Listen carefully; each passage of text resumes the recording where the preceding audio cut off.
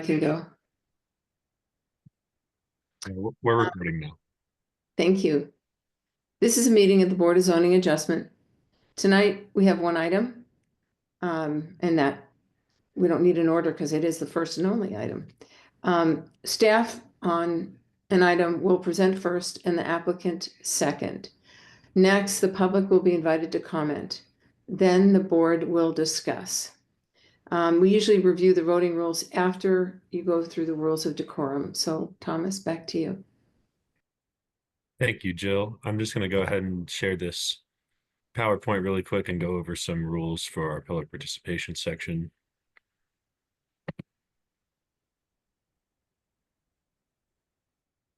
Okay, so the following are some rules for the public participation. The city is engaged with community members to co-create a vision for productive, meaningful, and inclusive civic conversations. This vision supports physical and emotional safety for community members, staff, and board and commission members, as well as democracy for people of all ages, identities, lived experiences, and political perspectives. For more information about this vision and the community engagement process, please visit our website. The following are examples of rules of decorum found in the Boulder Revised Code and other guidelines that support this vision. These will be upheld during this meeting. All remarks and testimony shall be limited to matters related to city business. No participant shall make threats or use other forms of intimidation against any person. Obscenity, racial epithets, and other speech and behavior that disrupts or otherwise impedes the ability to conduct the meeting are prohibited. Participants are required to identify themselves using the name they are commonly known by, and individuals must display their whole name before being allowed to speak online. Currently, only audio testimony is permitted online. And then this is how to get called on to speak. Whenever we open up the public participation section, you can hover your mouse or your finger on the bottom section of your screen or your phone and to pull up the control panel on Zoom, and then look for the raise hand icon right here. And if you don't see the raise hand icon, you might see this reaction tab, and you'll need to click on it to expand it and then click the raise hand icon there. And that's all. And I'll pass it back over to you, Chair. Thank you. Thank you, Thomas. Appreciate that. So our first item is now I have to go to the page that I have open. Robbie, would you just remind me? So I'll have to find the page. The docket number is BOZ 2024-00017. Okay, thank you. Referencing to that docket item, that's where we're going to start. I do want to mention the voting rules. I forgot to do this. And if you would think I hadn't done this before, sorry. An affirmative vote of 3 or more board members shall result in passage of the motion. An applicant cannot be approved with less than 3 affirmative votes. And if the first vote taken on a motion to approve or deny the application results in a tie of 2-2, the applicant shall be allowed a rehearing. A tie vote on any subsequent motion to approve or deny shall result in defeat of the motion and denial of the application. A vote of 2-1 or 1-2 on a motion shall in all respects be considered a tie. And now, if you would proceed, Robbie. Thank you. Thank you, Madam Chair.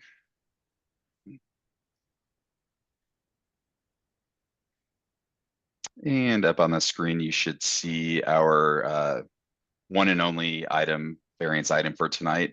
This is docket number BOZ 2024-00017. The address is 2041 5th Street, and this is a setback variance.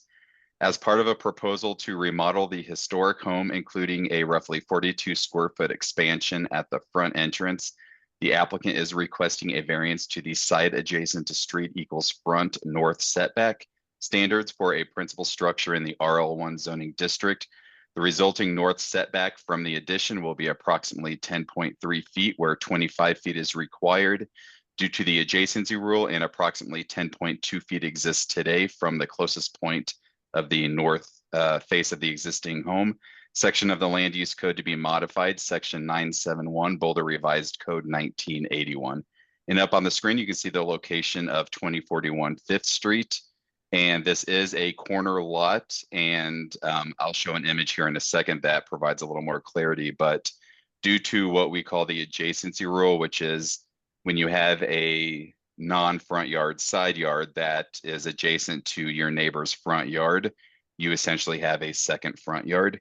So this property does have essentially two front yards, the north and the true front, which is the east yard. And then its rear yard would be the west yard, and its interior side yard would be the south yard. And it's also worth noting that this is a split zoned property. You can see up there on the image, the western fifth of the property is zoned RMX1, whereas the eastern 4/5 of the property is zoned RL1. Because of the location of the subject home and the subject addition, the split zoning really isn't pertinent to the discussion tonight, as the entire structure falls within the RL1 zoning district and needs to adhere to the RL1 zoning standards. So if I need to go into any more detail with the split zoning part of it, I'd be more than happy to, but for the sake of the variance tonight, we are using RL1 zoning standards. And Jill, did you raise your hand? Yeah, am I missing something on my screen? I just see everybody. I'm not seeing the shared screen. I did see share screen, but it went away. Is that my issue or yours? Mine still shows as sharing. Is everybody else seeing the presentation? I can see the presentation. Yes. Yeah, I got it. Okay, Zoom's just gonna be weird, so. I can stop sharing and reshare if you think that would help. Just let me know if you want me to do that, Yeah, Jill. let's just do it once and see if that fixes. Yeah. So, all right, let's try this again. And okay, do you see that? Yes, Does everybody else see it? Okay. Well, if it happens again, just let me know and we'll work through it. okay. Thank So you. again, this is the corner lot and it is split zone, but the majority of the home is in RL1. So they really only need to adhere to the RL1 zoning standards, which are actually very similar to the RMX1. So tonight, the board is considering a setback variance request. And again, that is for the side adjacent to street equals front north setback. And the request is for approximately 10.2 feet, where 25 feet is required and approximately 10.2 feet exists today. I tried to put a few visuals on this exhibit. The blue box that you see, that's the subject 42 square foot addition. They're essentially just bumping out the front entryway just a little bit, and the applicant can go into a little more detail on what exactly they're doing during their time. But it is a small addition to the front or east side of the house under the existing front porch. And the green box that you see, that is the by right or the building envelope that meets all the setbacks. So from the north, they're required 25 feet. That's that side adjacent to street equals front. The east is their front yard, so another 25 feet. The south is a required 5 feet interior side yard setback, and the left or west is their rear yard, so that's another 25-foot setback. So this property has three 25-foot setbacks, and that's what that green box is denoting. And then the black line, that's a little hard to see, but where the black arrow is pointing, that's where that setback where the addition falls. It's right at where that 25 feet. So the north or the upper part of that addition is at about 10.3 feet. Hence the request for 10.3 feet where 25 is required. And then this just gives you an idea of where on the property. These are some existing conditions. I did circle those in red, both aerial and the survey. All of this was provided. Well, the survey was provided within the application materials. And I am getting a sunbeam, so I'm going to try to not disappear from you. There we go. And then these are just some pictures. The lower right image is the street view showing the corner of 5th and Spruce Street, and you can see the house there tucked behind the trees. And then we have the upper left image. This was provided within the application, and that shows the existing porch conditions. So the door that you see under the porch is going to be pushed to the east by a couple feet, and that's where that 42 square foot addition comes in. All of it within the existing area or the envelope of the front porch. And then we also have some existing and proposed architectural drawings. Circled in red are the proposed, and those are the two images on the right. The front east is the upper right image, and the front and side north is the lower right image, and then the respective existing drawings are provided to the left. And then we have the floor plans kind of showing the interior. I really only focused on the main level and then the small upper level of the house, but circled there in red, you can see the area where that 42 square foot addition under the porch will be added. And it's a part of the home's entrance. They're reconfiguring slightly the stairs in the front entrance configuration. So with that, they needed and are proposing the small bump out to the east to provide for internal flow. And then a little bit in the way of zoning information. It is zoned RL1, again, split zone, but primarily RL1 standards apply to this property. And the lot size is 7,243 with a 7,000 square foot minimum for RL1. It's 6,000 square feet for RMX1, in case anybody was wondering. Existing and proposed building coverage, the maximum allowed for this property is 2,491. And the proposed is 1,381 square feet. So there's actually no expansion of building coverage for the property. And then for floor area, the maximum for this property is 3,541 square feet. And including the small addition, the proposed floor area is 1,705 square feet. So both building coverage and floor area are well below the maximum allowances for this property. And due to the location and design, solar access is not an issue. And then same with side yard wall articulation and side yard bulk plane. Due to the location and the scope of the subject addition, there are no issues when it comes to bulk plane or side yard wall articulation. And all of this will be verified at building permit pending tonight's outcome and when they submit that permit. And height, there is no change to the low point or the maximum height of the property as a part of this project. And then a little bit in the way of history, which plays into the review criteria. The home was built circa 1913 and is considered a contributing building to the Mableton Historic District. So pretty much any exterior work done to this property requires approval through our historic team and the Landmarks Board or the Landmarks Design Advisory Board. And this project was approved through application HIS 2024-00191 as it is being presented to you tonight. And on top of that, the Landmarks Board is also supporting this application through Criterion 4. And the letter from the Landmarks Board was provided at the end of the application materials for your reading pleasure. Hopefully everyone was able to read through that. And the reason I bring that up is because typically the board is required to review Criterion 1, 2, 3, or 4, and 5. And tonight, the applicant is utilizing Criterion 4 and 5, but they did provide some response to Criterion 1. So for the sake of conversation, I will go through staff's evaluation of Criterion 5 and 4. So when it comes to Criterion 5, which all variance requests have to meet, staff does feel that it fully meets Criterion 5A, which would not alter the essential character of the neighborhood, and that was even reviewed through the historic review, that it did not impact or degrade from the historical integrity of the building. And 5B would not substantially or permanently impair reasonable use and enjoyment of adjacent properties. We haven't heard anything from neighbors, but this has already gone through multiple rounds of review and I believe even some public input, and there has been no response to staff for this application or nothing against it.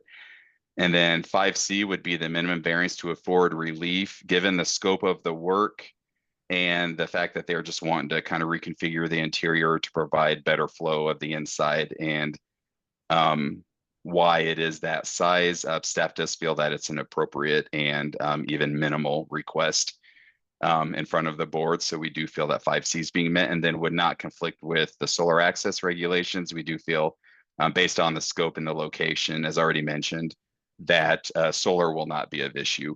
So we do feel that 5A through 5D will not be impacted. And then Criterion 4, which is, I'll go ahead and read this for the board, and the sun's still shining on me. There we go. So criterion 4 is designed for only designated historic properties. Only those properties can apply, and this property is a designated historic property and structure. It states that the property could be reasonably developed in conformity with the provisions of this chapter, but the building has been designated as an individual landmark or recognized as a contributing building to a designated historic district. As part of the review of an alteration certificate, which is what that HIS application was, pursuant to 9/11 historic preservation, BRC 1981, the approving authority has found that development in conforming locations on the lot or parcel would have an adverse impact upon the historic character of the individual landmark or contributed building and the historic district if a historic district is involved, which it is. So what the board essentially found as a part of that memo that was provided in the application is that a by right design would be would negatively impact the contributing structure, and that the proposal that's in front of you tonight and that was in front of them a while back is appropriate, and they would recommend to the board that under criterion 4 it be approved. So with that, staff does feel that criterion 4 and 5 are being fully met and are recommending approval of the request as it has been presented within the application. So with that, I will hand it back over to you, Madam Chair. And if anybody has any questions, I'd be more than happy to answer them. Thank you, Robbie. The only thing I'm going to say is you dropped off a little bit as you were reading, I think 5 through 5, but I think we can all read it. It doesn't need to be repeated. Okay. So I just wanted to mention that. So does the board have any questions of staff thus far?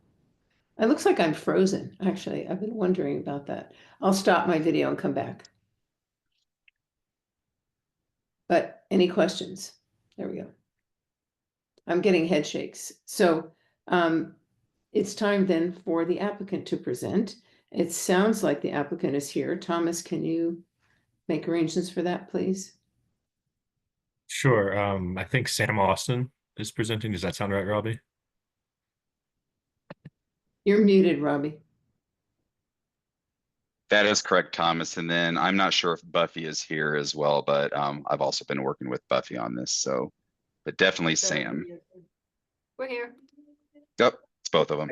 Did you get us? Okay. We're both here. There you go.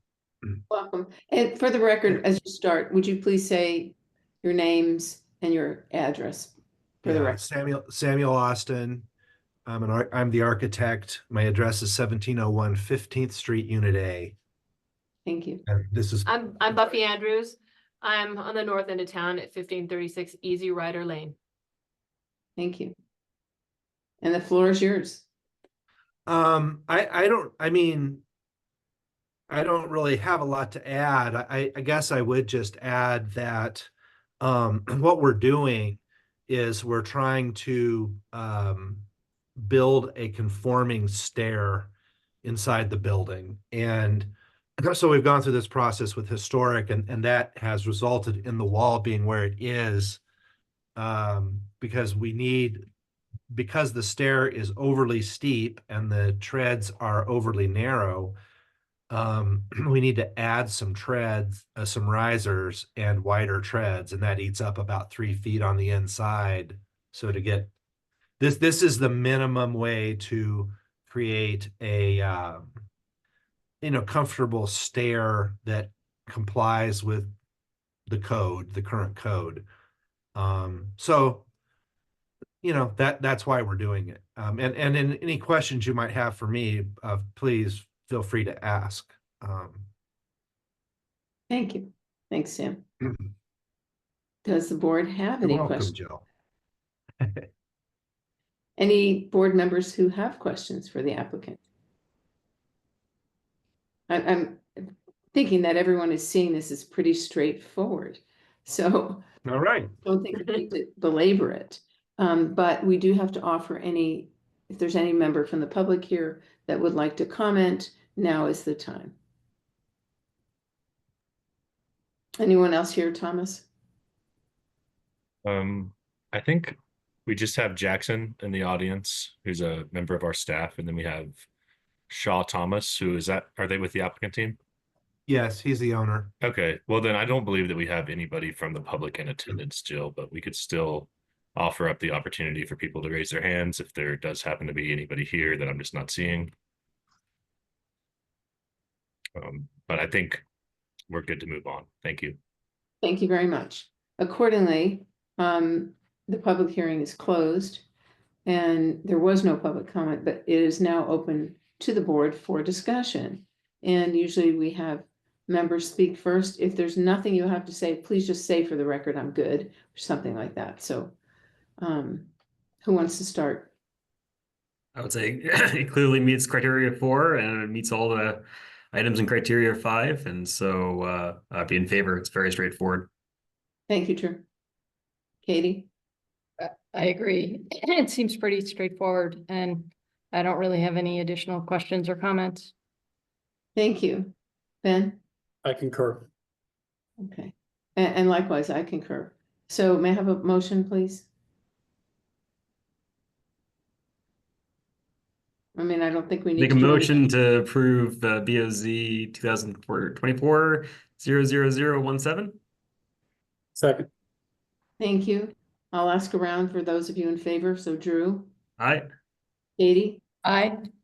Ben, Aye. Jill, aye.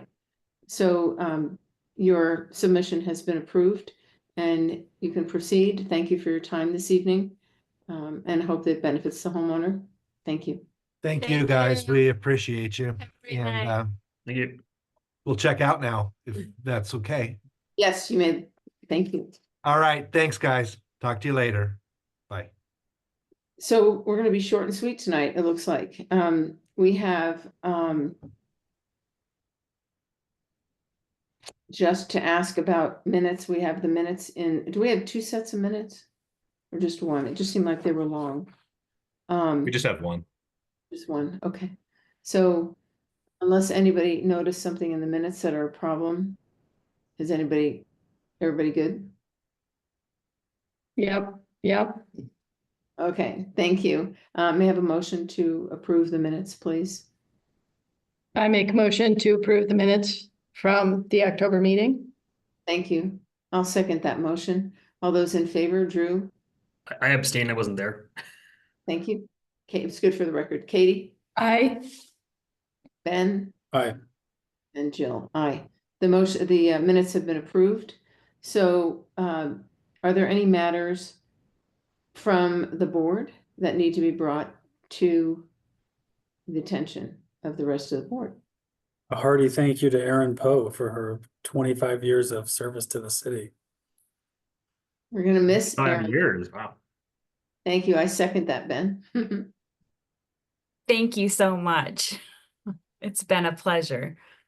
We had fun the other night. Maybe we'll cross paths again. You never Yeah, know. well, I'm in South Boulder, so I'm sure I will see folks all over town. We wish you the best in your new job Thank you. and in the time in between, enjoying that too. I'm going to Mexico next week to escape the cold, so It's a wise move, That's great. although the cold is good for us here. So the environment appreciates it. Escaping is a good idea.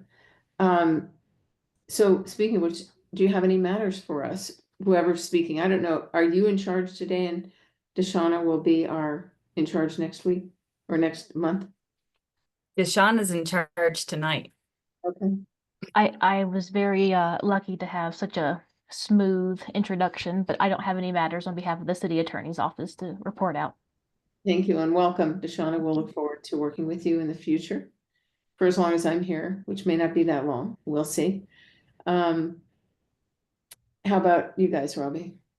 Nothing major, just again, thank you, Aaron. It's been great. You were here when I started 12.5 years ago. And then I look forward to you bringing maybe a variance to the board for your own home sometime in the near future. You know what a good application looks like. So I look forward to that. And beyond that, yesterday was the application deadline for the February meeting, and I will quadruple check, but it doesn't appear we have any items for February. I will send an email to the board by the end of the week just with confirmation on that.